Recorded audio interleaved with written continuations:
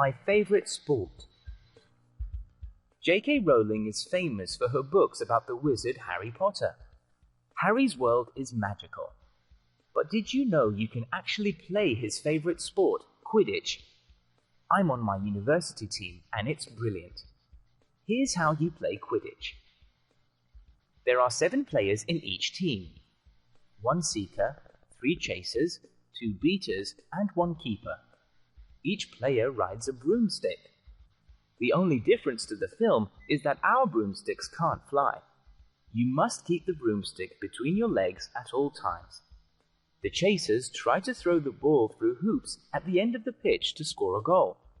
The beaters try to stop them. The keeper guards the hoop. The seeker, that's me, catches the snitch. In the books, the snitch is a tiny magic ball. In real life, a player dressed in yellow carries it in a special bag. If I catch the snitch before the other team's seeker, my team wins. It sounds crazy, but Quidditch is great fun and good exercise. Would you like to play Quidditch? What's your favorite sport?